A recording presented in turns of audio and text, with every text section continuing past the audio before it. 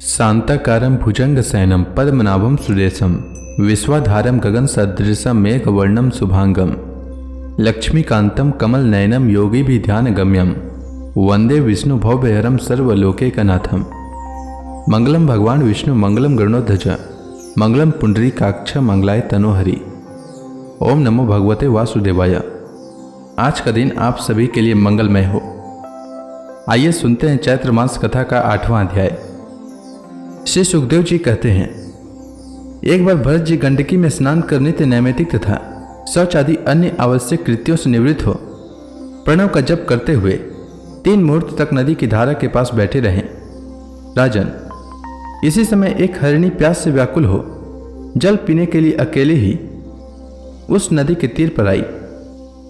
अभी वह जल पी रही थी कि पास ही गरजते हुए सिंह की लोक भयंकर दहाड़ सुनाई पड़ी। हिरण जाति तो स्वभाव से ही डरपोक होती है। वह पहले ही चौकन्नी होकर इधर उधर देखती जाती है।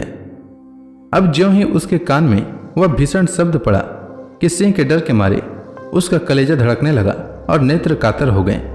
प्यास अभी बुझी न थी, किंतु अब तो प्राणों पर आ बनी थी। इसलिए उसने भयवश एकाकी नदी पार करने के लिए छलांग मारी। उसके पेट में गर्भ था, अतः उछलते समय अत्यंत भय के कारण उसका गर्भ अपने स्थान से हटकर योनि द्वारा निकलकर नदी के प्रवाह में गिर गया।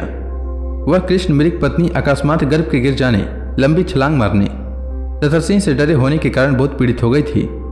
अब अपने झुंड से भी उसका बिछोह हो गया, इसलिए वह किसी गुफा में जा पड़ी और वहीं मर गई। राजर्षि भरत ने देखा कि बेचारा हिरणी का बच्चा अपने बंधुओं से बिछुड़कर नदी के प्रवाह में बह रहा है। इससे उन्हें उस पर बड़ी दया आई और वे आत्मीय के समान उस मातृहीन बच्चे को अपने आश्रम में ले आए। उस मृग छोने के प्रति भरत जी की ममता उत्तरोत्तर बढ़ती ही गई। वे नित्य उसके खाने पीने का प्रबंध करने, व्याघ्रादि से बचाने और पुचकारने आदि की चिंता में ही डूबे रहने लगे। कुछ ही दिनों में उनके यम नियम और भगवत पूजा आदि आवश्यक कृत्य एक एक करके छूटने लगे और अंत में सभी छूट गए। उन्हें ऐसा विचार रहने लगा, अहो कैसे खेद की बात है, इस बेचारे दिन मृग छोने को काल चक्र के वेग ने अपने झुंड सुहृद और बंधुओं से दूर करके मेरी शरण में पहुंचा दिया है। यह मुझे ही अपना माता पिता, भाई बंधु और युद्ध के साथी संगी समझता है। इसे मेरे सिवा और किसी का पता नहीं है और मुझ में इसका विश्वास भी बहुत है।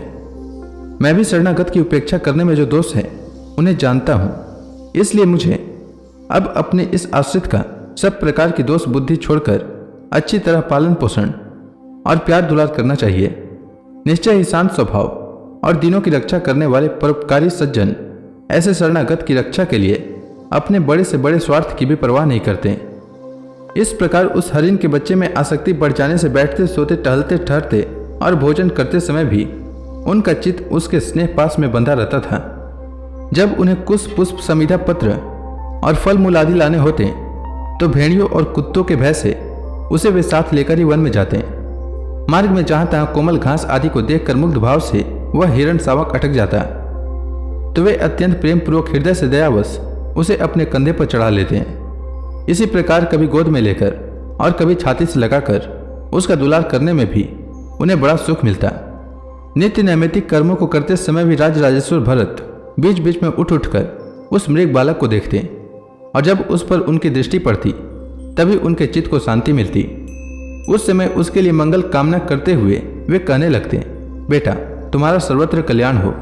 कभी यदि वह दिखाई न देता तो जिसका धन लुट गया हो उस दिन मनुष्य के समान उनका चित्त अत्यंत उद्विग्न हो जाता और फिर वे उस हरिणी के बच्चे के विरह से व्याकुल एवं संतप्त हो करुणावश अत्यंत उत्कंठित एवं मोहविष्ट हो जाते तथा शोकमग्न होकर इस प्रकार कहने लगते, अहो क्या कहा जाए, क्या वह मातृहीन दिन मृग शावक दुष्ट बहलियों किसी बुद्धि वाले मुझ पुण्यहीन अनार्य का विश्वास करके और मुझे अपना मानकर मेरे किए हुए अपराधों को सत्पुरुषों के समान भूलकर फिर लौट आएगा?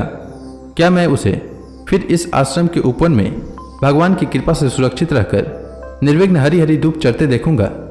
ऐसा न हो कि कोई भेड़िया, कुत्ता, कोल बांधकर विचरने वाले शुक्रादि अथवा अकेले घूमने वाले व्याघ्रादि ही उसे खा जाएं। अरे संपूर्ण जगत की कुशल के लिए प्रकट होने वाले वेद त्रयी रूप भगवान सूर्य अस्त होना चाहते हैं, किंतु अभी तक वह मृगी का धरोहर लौट कर नहीं आई है।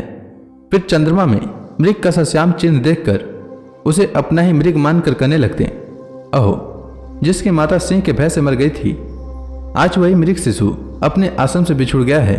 अतः उसे अनाथ देखकर क्या ये दिन वत्सल भगवान नक्षत्रनाथ दयावश उसकी रक्षा कर रहे हैं? राजन, इस प्रकार जिनका पूरा होना सर्वथा असमर्थ था, उन विविध मनोरथों से भरत का चित्त व्याकुल रहने लगा। अपने मृग शावक के रूप में प्रतीत होने वाले प्रारब्ध कर्म के कारण तपस्वी भरत जी भगवताराधन रूप कर्म एवं योगानुष्ठान से च्युत हो गए। नहीं तो जिन्होंने मोक्ष मार्ग में साक्षात विघ्न रूप समझकर अपने ही हृदय से उत्पन्न दुस्तज पुत्र आदि को भी त्याग दिया था, उन्हीं की अन्य जातीय हिरण शिशु में ऐसी आसक्ति कैसे हो सकती थी? इस प्रकार राजर्षि भरत विघ्नों के वशीभूत हो योग साधन से भ्रष्ट हो गए और उस मृग छोने के पालन पोषण और लाड प्यार में ही लगे रहकर आत्मस्वरूप को भूल गए।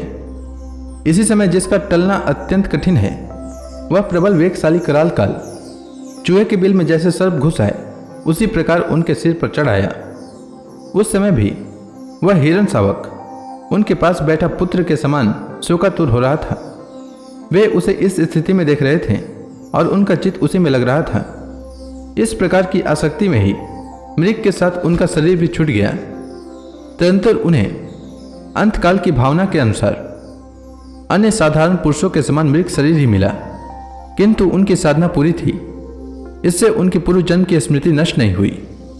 उस योनि में भी पूर्व जन्म की भगवदाराधन के प्रभाव से अपने मृग रूप होने का कारण जानकर वे अत्यंत पश्चाताप करते हुए कहने लगे, अहो, बड़े खेद की बात है, मैं स्वयंशील महानुभावों के मार्ग से पतित हो गया। मैंने तो धैर्यपूर्वक सब प्रकार की आसक्ति छोड़कर एकांत और पवित्र वन का आश्रय लिया था। वहां रहकर जिस चित्त को मैंने सर्वभूतात्मा श्री वासुदेव में निरंतर उन्हीं के गुणों का श्रवण, मनन और संकीर्तन करके तथा प्रत्येक पल को उन्हीं की आराधना और स्मरण आदि से सफल करके स्थिर भाव से पूर्णतया लगा दिया था, मुझ अज्ञानी का वही मन अकस्मात एक नन्हे से हरिण शिशु के पीछे अपने लक्ष्य से च्युत हो गया। इस प्रकार मृग बने हुए राजर्षि भरत के हृदय में जो वैराग्य भावना जागृत हुई, उसे छिपाए रखकर उन्होंने अपनी माता मृगी को त्याग दिया और अपनी जन्मभूमि कालंजर पर्वत से वे फिर शांत स्वभाव मुनियों के प्रिय उसी सालग्राम तीर्थ में, जो भगवान का क्षेत्र है, पुलस्त्य और पुलह ऋषि के आश्रम पर चले आए। वहां रहकर भी वे काल की ही प्रतीक्षा करने लगे। आसक्ति से उन्हें बड़ा भय लगने लगा था। बस अकेले रहकर वे सूखे पत्ते, घास और झाड़ियों द्वारा निर्वाह करते मृग योनि की प्राप्ति कराने वाले प्रारब्ध के क्षय की बाँट देखते रहे। अंत में उन्होंने अपने शरीर का आधा भाग गंडकी के जल में डुबोई रखकर उस मृग शरीर को भी छोड़ दिया। तो इसी के साथ यह अध्याय समाप्त हुआ। इसके आगे की कथा मैं कल के अध्याय में सुनाऊंगा। तब तक के लिए भगवान हरि का नाम लेते रहें। तो प्रेम से बोलिए भगवान विष्णु की जय, श्री कृष्ण भगवान की जय, समस्त देवी देवताओं की जय।